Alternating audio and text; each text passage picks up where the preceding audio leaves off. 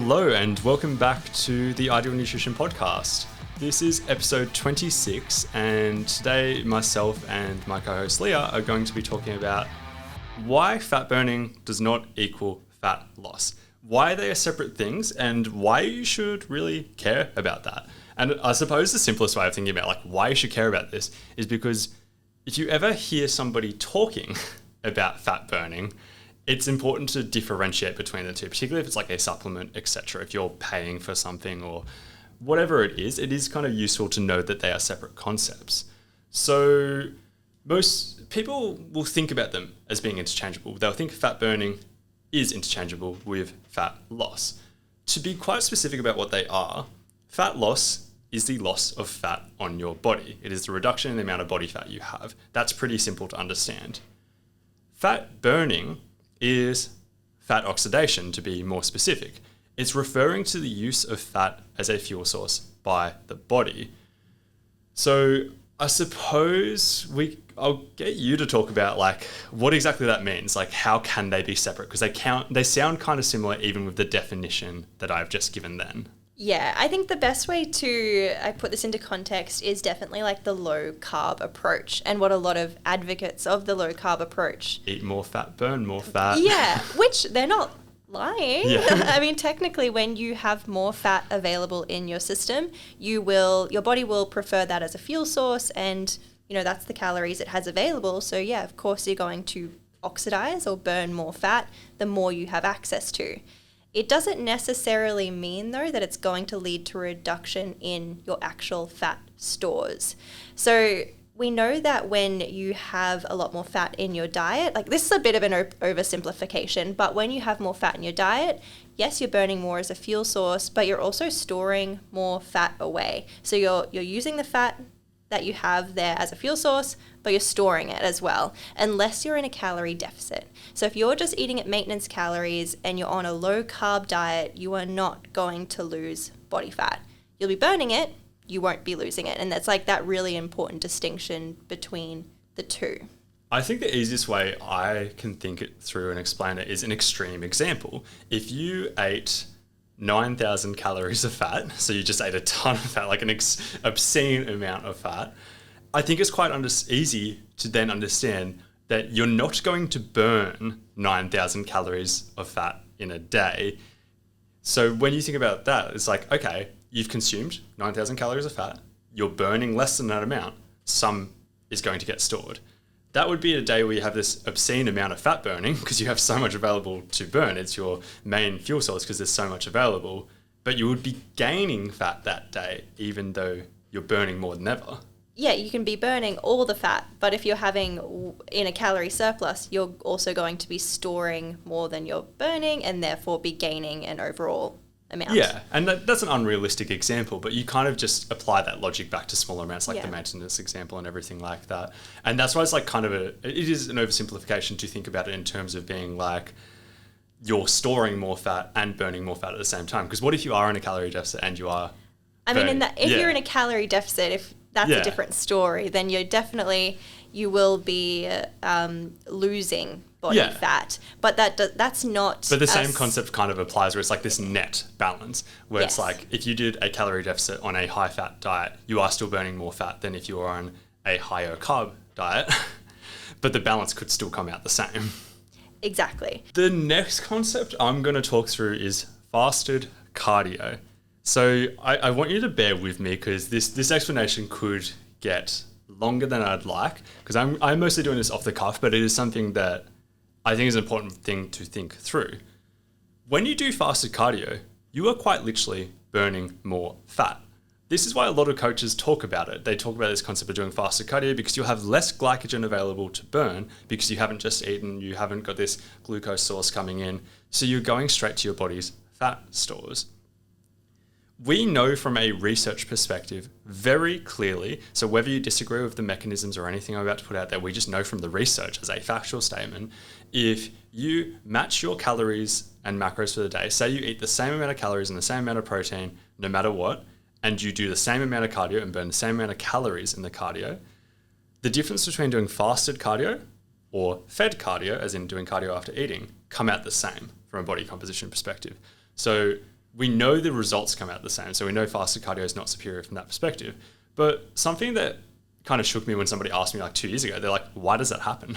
Why does it come out the same? And I was like, God damn, now I've got to figure out the best explanation for why this happens. And the best explanation I've got for that right now, or the simplest way I can think through, is imagine you do eat a certain amount of calories in both scenarios, in the fed cardio and fasted cardio scenario. So say in the fasted cardio, you're burning more fat, as I said. You haven't eaten yet though. And then later on in the day, you have to eat the same amount of calories as you would have in the other scenario, and you've still only burnt the same amount of calories in that cardio session. Going back to that thing we just kind of talked about, you would be gaining more fat later on, or burning less fat later on, and burning more carbs later on because you've eaten more food, etc. And you would have burnt more earlier on, and it balances out in comparison to the other version where you would have burned more carbs in the session, but you're also eating less carbs later on as well. So later on in the day when you're not doing this cardio or whatever, your basal metabolic rate's still going. You are still burning calories, or any other movement or whatever you're doing is still burning calories. You would be burning more fat later on, and it balances out in both those scenarios.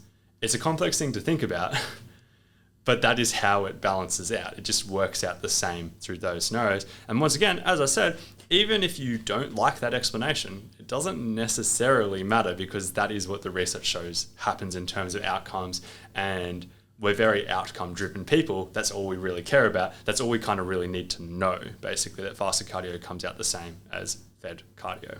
Yeah, and I like that you say that we're outcome focused, because when we were talking before filming this, I was like, oh, this is actually a really hard thing to explain the physiology of, and I don't even know if I completely understand the exact physiology of everything.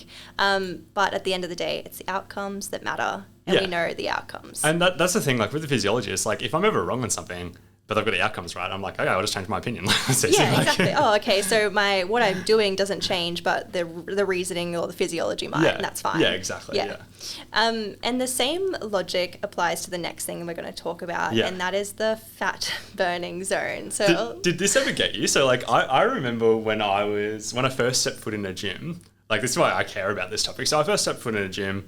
I just want to get jacked, obviously, and I cared about sports as well, so that was a big thing for me. So I'd always done cardio because I cared about sports and like being fit and stuff like that. And I remember hopping on a treadmill and it had these modes. It had like the cardio zone and the fat burning zone. And I was kind of like, well, I care about sports, so I want to be fit. But then I saw the fat burning zone and I was like, I do want to be shredded too though. So I'd hop on and walk at a slow pace, because that's what you got to do for the fat burning zone. Because if you do lower intensity exercise, it's burning less carbohydrates and it's burning a larger percentage of fat. In hindsight, I look back at how stupid that was. But because I personally did that, I now understand why other people will see that. Yeah, I totally understand why people, when you say, oh, if you are exercising at a lower intensity, then your body is using fat as its preferred fuel source, you're burning more fat. That sounds great. That sounds great. And also you don't have to work as hard. Yeah. So, that's appealing. I don't know. It just seems like a really appealing concept. But unfortunately, because of the concepts we've talked about, fat burning doesn't equal fat loss, then it really does fall apart. It really doesn't work that way.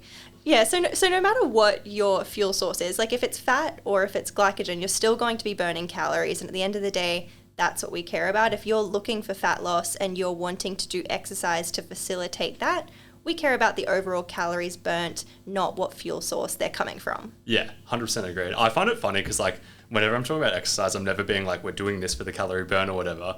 But like when we are thinking about it through this lens, it quite literally is the calories burned or what we care, because it doesn't really matter if it's coming from fat or glycogen or whatever. It balances out over time, because if you burnt more glycogen during that session for the same amount of calories, it's still going to work out because you'll be burning more fat later on when there's less glycogen available, for example, versus if you burnt more fat during that session but less glycogen, you'd be using more of that glycogen later on for your other daily activities or whatever throughout the day too.